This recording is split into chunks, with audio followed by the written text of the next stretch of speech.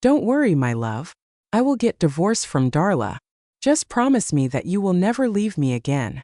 I woke up from the bed with my pillow wet from my sweat that I sat up and gasped for air, and my heart raced against my chest that I was shocked at how real the dream seemed, and when I looked beside me on the bed and saw it empty, I felt my stomach sinking. When I had cooled down, I laid down on the bed and closed my eyes as the events of yesterday replayed again in my memory. Yesterday was my second anniversary with Elijah and also my birthday, of which he forgot and never bothered to celebrate either of the events with me. Hey Sadie, is Elijah in his office today? I asked when I called his secretary to find out from her if he had planned anything for the day. Yes, ma'am, but he's attending back-to-back meetings.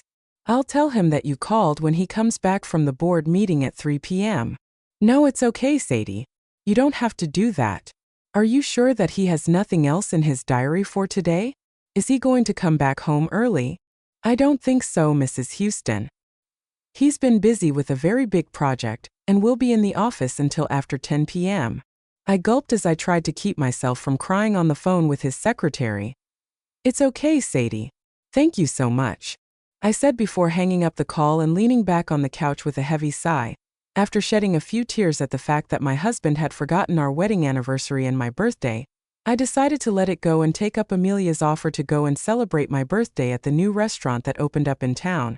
She promised that it was going to be so much fun because I needed to get out of the house and enjoy life like I used to before I got married to the heartthrob billionaire Elijah Houston. And she was right, the restaurant didn't disappoint and we had so much fun. The food and the music were out of this world, and it almost didn't matter that Elijah couldn't even call or text and tell me that he forgot my birthday and wanted to make it up to me. Hey babe, I think I need to go out and catch my breath outside.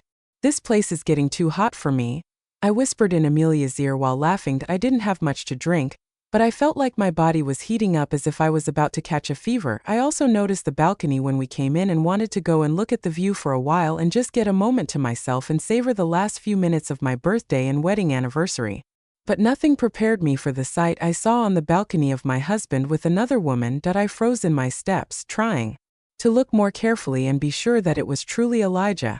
And when I saw his olive green eyes, my heart skipped a beat. That it was my husband with someone else. Not just anyone, but he was with Abigail Hayes.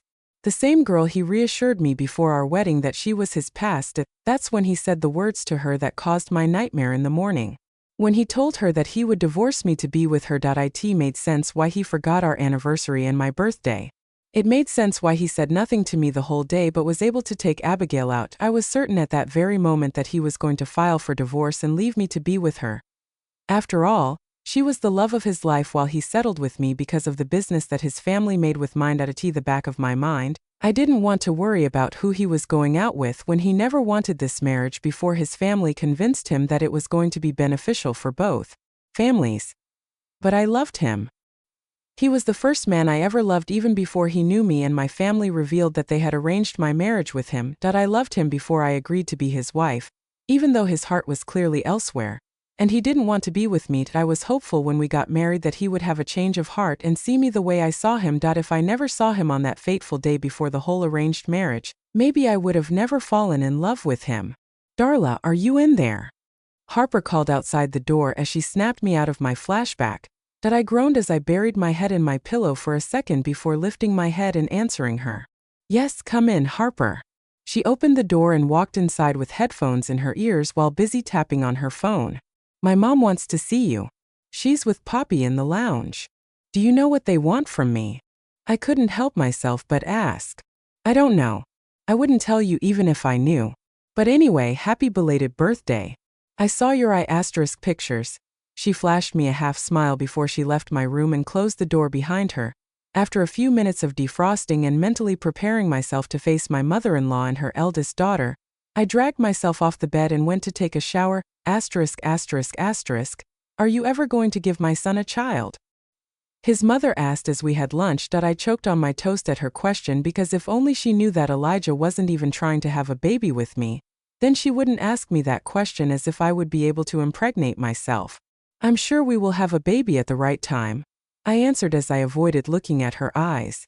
I'm not getting any younger, Darla, and neither is my son. I'm sure you don't want to give birth to your first baby when I'm in the grave, do you? Besides that, there are many risks to getting pregnant at an older age. If you wait until you're over 30, you're going to be in trouble. I scoffed as I looked at Poppy, who was 2 years shy of 30 without any prospects of a marriage. But who was I to comment on that? I was 24 years old and wasn't in any rush to have a baby with Elijah while he was keeping me on birth control.